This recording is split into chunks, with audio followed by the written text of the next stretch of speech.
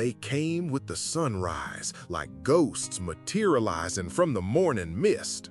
500 warriors on horseback, their faces painted with ash and blood, surrounding Marcus Stone's modest ranch in a circle so perfect it seemed drawn by God himself. No war cries, no thundering hooves, just the terrible silence of death arriving on schedule.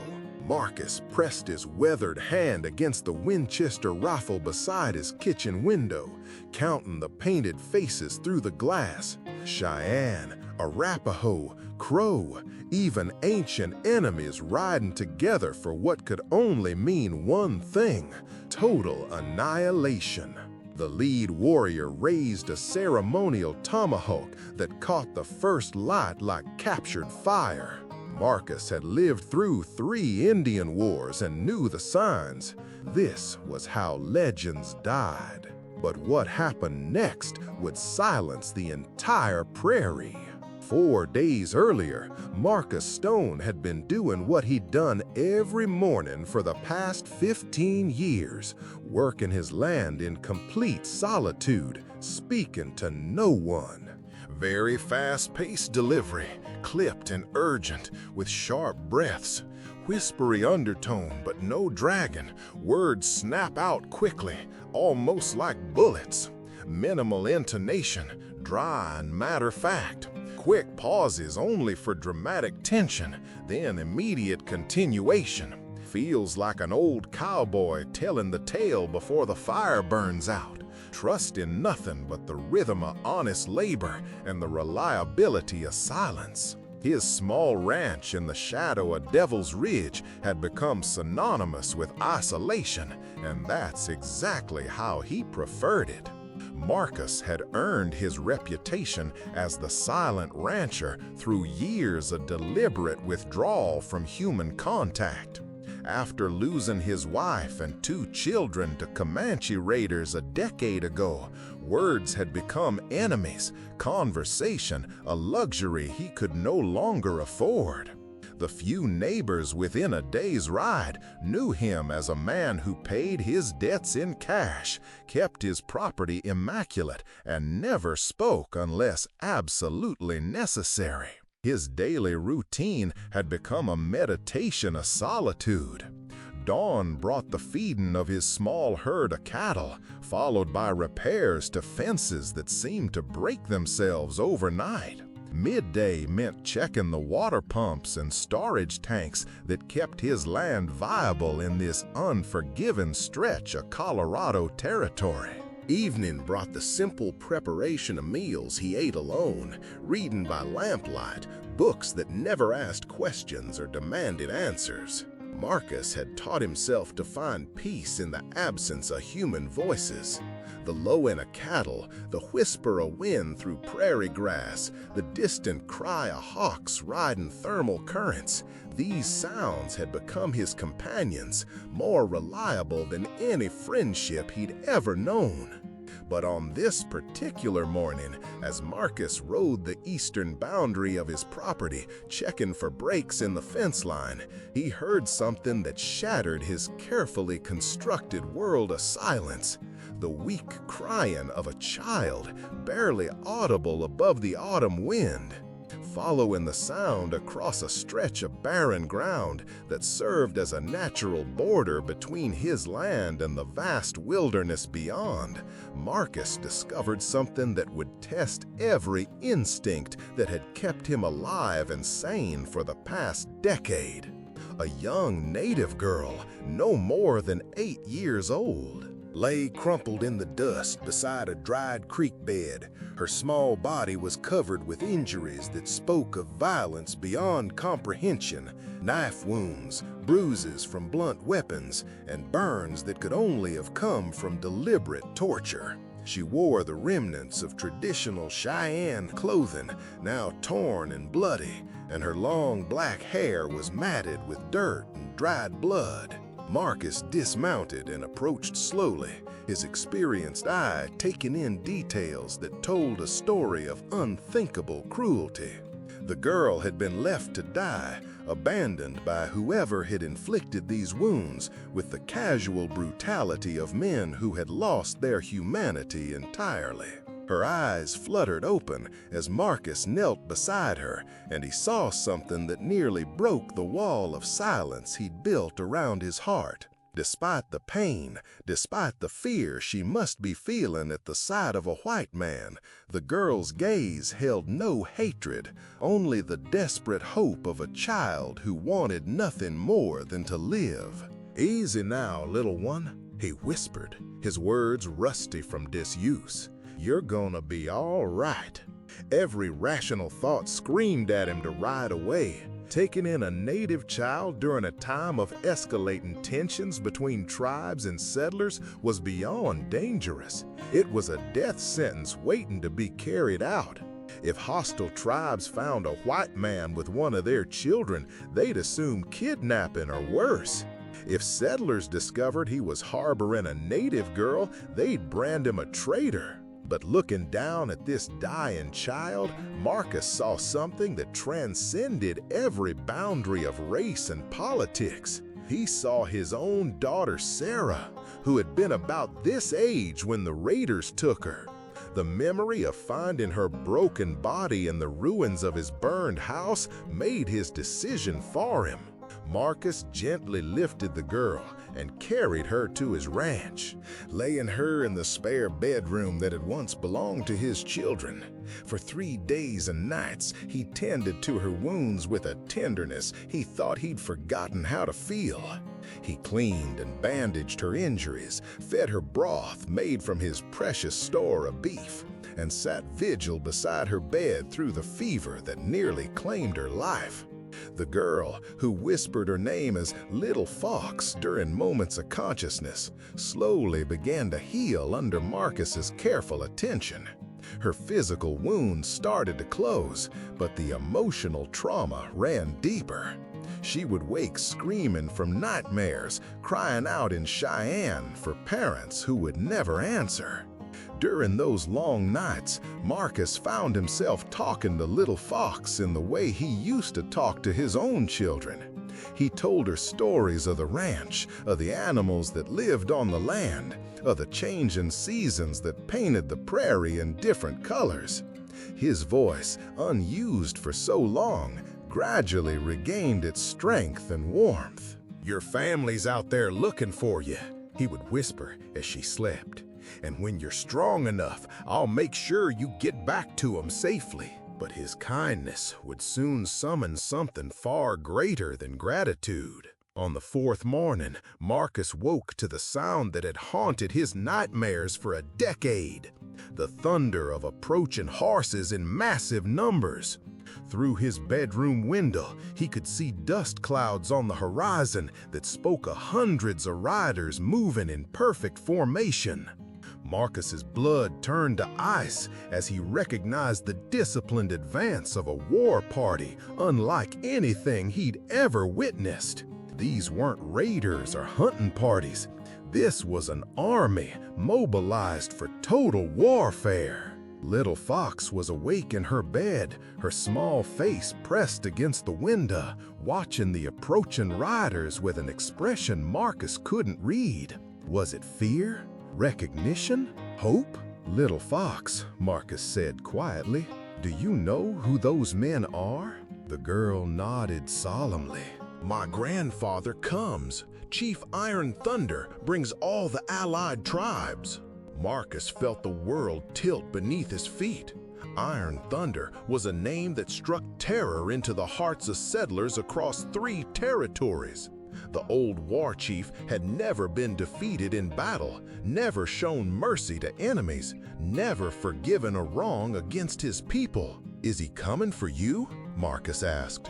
Little Fox looked up at him with eyes that seemed too old for her young face. "He comes for the men who hurt Little Fox, but he does not know the white man who saved her." The massive war party reached Marcus's ranch just as the sun crested the mountains to the east. From his kitchen window, Marcus counted at least 500 warriors, representing tribes that had been enemies for generations.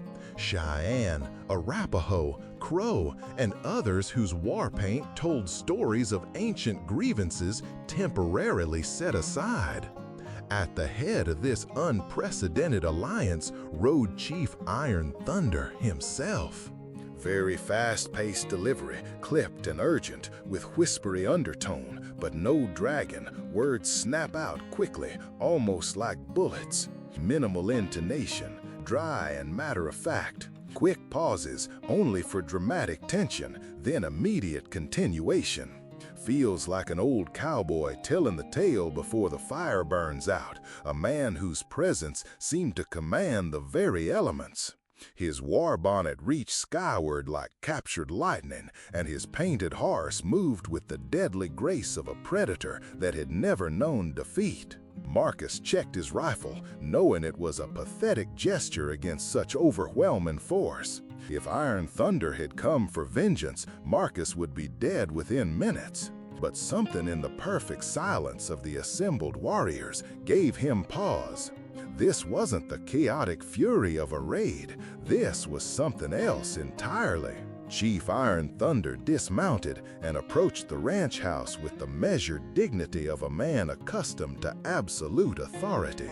His weathered face was painted with symbols Marcus recognized as marks of mourning, white stripes that spoke a loss and grief beyond words. "White man," the chief called out in heavily accented English, "we know you are there. We know you have Little Fox." Marcus stepped onto his porch.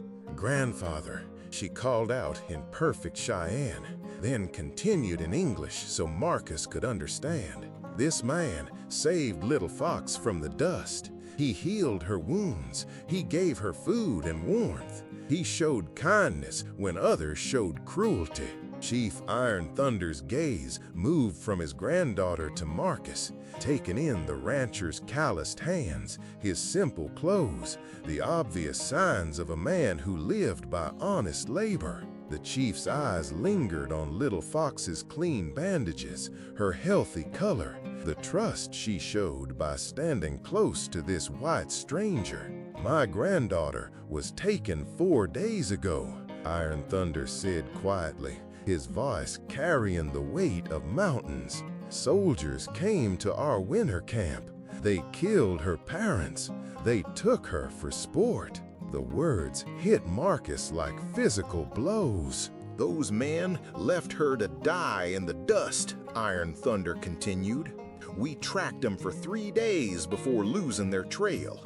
We thought her gone forever." Marcus found his voice, though it came out rougher than he intended. "She was nearly dead when I found her. I did what any decent man would do." Chief Iron Thunder studied Marcus's face for a long moment, reading something in his features that seemed to surprise the old war chief. "You could have left her to die.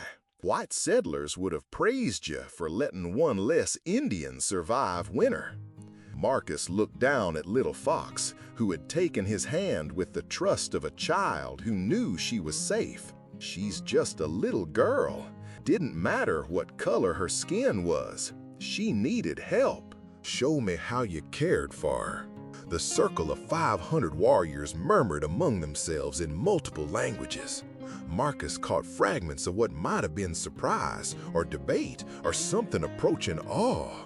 Chief Iron Thunder raised his hand for silence. "Show me how you cared for her." Marcus led the chief into his home, acutely aware of how modest it must appear to a leader accustomed to reverence and ceremony. The spare bedroom where Little Fox had recovered still showed signs of his careful nursing. Clean water basins, strips of cloth used for bandages, the bottle of laudanum he'd used to ease her pain. Chief Iron Thunder examined the room with the thoroughness of a detective, noting the comfortable bed, the warm blankets, the books Marcus had read aloud to help Little Fox sleep. He picked up the wooden doll Marcus had carved during the long nights of her recovery. A simple toy, but crafted with obvious care and attention to detail. "You made this for her," the chief observed. Marcus nodded. "And you? What did you hold on to during those same nights? The question struck deeper than Marcus expected. The truth was that caring for Little Fox had awakened feelings he thought he'd buried with his own family. For the first time in a decade, his house had felt like a home again instead of a tomb. I held on to the hope that she'd get better, Marcus said quietly. Chief Iron Thunder studied the White Rancher's face for another long moment, then spoke words that would echo through the territories like thunder. My granddaughter tells me you spoke to her like a father speaks to his daughter. She says you sang her the songs of your people to chase away her fears. She says you wept when you thought she might die. Marcus felt his throat tighten with emotions he'd kept locked away for years. She reminded me of my own children. They were taken by raiders when she was about Little Fox's age. The revelation hung in the air between them like smoke from a sacred fire. Chief Iron Thunder's expression shifted subtly, recognizing in Marcus the same grief that had driven the chief to wage war for decades. You lost family to my people, Iron Thunder said carefully. Yet you saved one of ours. I lost family to evil men, Marcus corrected. Little Fox was hurt by evil men. The color of their skin didn't matter. What they did was wrong. Chief Iron Thunder walked to the window and looked out at the massive war party that awaited his command. 500 warriors who'd ridden from across the Great Plains, united by their love for this child and their thirst for justice against those who had harmed her. When he turned back to Marcus, the old chief's voice carried a weight that seemed to shake the very foundations of the small ranch house. For 40 winters, I have waged war against the white man. I have seen enough cruelty to fill the great rivers with tears. I have learned to expect nothing but betrayal and violence from your people. Iron Thunder paused, his weathered hand resting on the wooden doll Marcus had carved. Today, you have shown me that there are white hearts that beat with the same rhythm as native hearts. You have proven that the Great Spirit works through souls that know no boundaries of race or tribe. The chief turned and called out commands in Cheyenne to his warriors. Marcus couldn't understand the words, but he could see their effect on the assembled men. Warriors who had arrived painted for battle began to lower their weapons. War paint was wiped away, replaced with symbols of honor and respect. "What's happening?" Marcus asked. Little Fox, who had been listening from the doorway, smiled for the first time since he'd found her. "Grandfather tells the warriors that this ranch is sacred ground. He says the white man who saved Little Fox has shown the courage of a true warrior and the heart of a grandfather." Chief Iron Thunder returned to Marcus, carrying a magnificent war shirt decorated with intricate beadwork and blessed eagle feathers. He placed it around Marcus's shoulders, and the weight of it felt like responsibility itself. "This belonged to my father and his father before him. It has never been worn by anyone outside our bloodline. Today, that changes." But the transformation was far from complete. Iron Thunder gestured to his warriors, and they began a ceremony unlike anything Marcus had ever witnessed. One by one, representatives from each tribe approached with gifts. Blankets woven from the finest materials, weapons crafted by master artisans, sacred items that had been blessed by medicine men, and supplies that would last through multiple harsh winters. You shared your home with our child. Now, our people share their treasures with you. The gifts kept coming until Marcus's modest ranch looked like a trading post filled with the finest goods from dozens of tribes. But the greatest honor was yet to come. Chief Iron Thunder raised his ceremonial staff, and the 500 warriors responded by forming perfect concentric circles around Marcus's property. They dismounted in unison, planted their weapons in the earth, and sat cross-legged facing outward, a human fortress dedicated to protecting the man who had shown mercy to one small girl. From this moment forward, Iron Thunder declared, this ranch exists under the protection of the Great Alliance. Any who threaten Marcus Stone threaten all our peoples. Any who honor him honor us. The declaration carried the force of sacred law, binding dozens of tribes to the defense of a silent rancher who had simply chosen compassion over indifference. As the sun reached its zenith, Chief Iron Thunder prepared to depart. This carries the prayers of all our fathers and the hopes of all our children. Keep it close and know that you have become family to people you never knew existed. Little Fox ran to Marcus and embraced him with the fierce love of a child who had found safety in the arms of an unexpected protector. Through her tears, she whispered words that would stay with him forever. You gave Little Fox life when death was certain. You showed her kindness when cruelty was expected. You proved that some white hearts can love native children as their own. As the Great Alliance prepared to ride away, taking Little Fox back to her people, each warrior paused to acknowledge Marcus with gestures of profound respect. Some touched their hearts.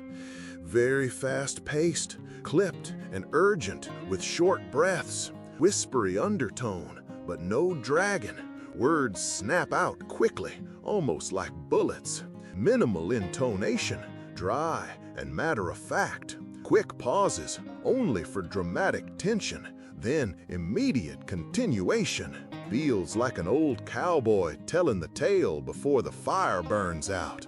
Others offered brief words in their native tongues, and a few left small personal items as tokens of gratitude and remembrance. But 50 warriors remained behind, taking positions around Marcus's property as a permanent guard. Chief Iron Thunder explained that they would be replaced monthly by different tribal members, ensuring that Marcus would never again face danger alone. The white man who saved Iron Thunder's granddaughter will never lack for protection, the chief declared.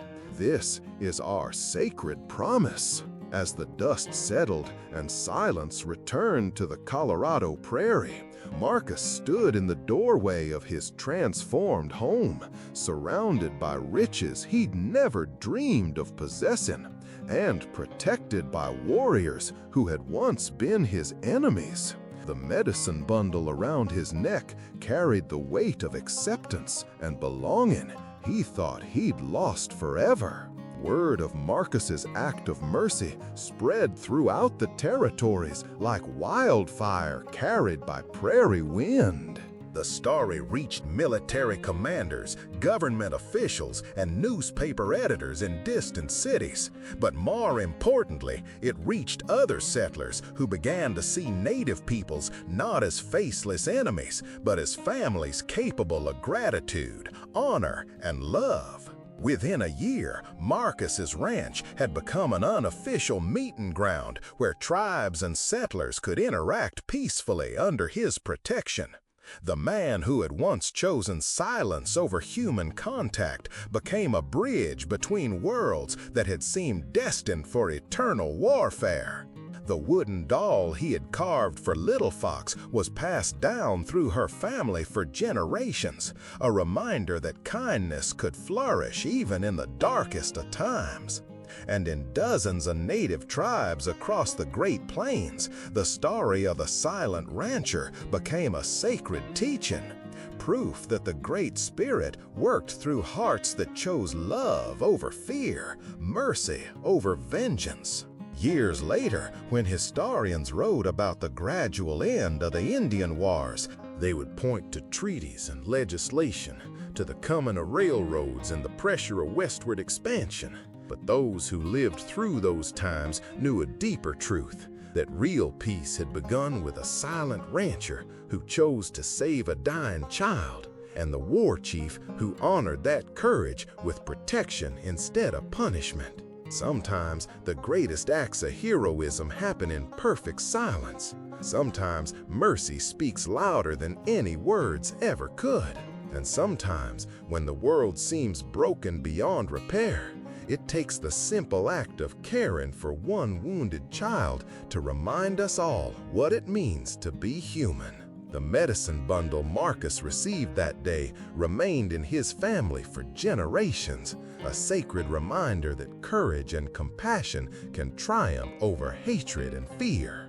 And on clear mornings in the Colorado Territory, travelers would sometimes glimpse the descendants of those guardian warriors still watching over the ranch. Would you have risked everything to save a wounded child from your supposed enemies? Share if you believe that mercy can still bridge the deepest divisions. And remember, in a world that often rewards cruelty with power, we all have the choice to be like Marcus Stone, proving that true strength comes from protecting the innocent regardless of the cost. Subscribe for more stories that remind us what it means to choose compassion over convenience. And click on the video on the screen to discover another tale where a single act of courage changed the fate of an entire region, with a twist so powerful it'll make you believe in the transformative power of unexpected kindness.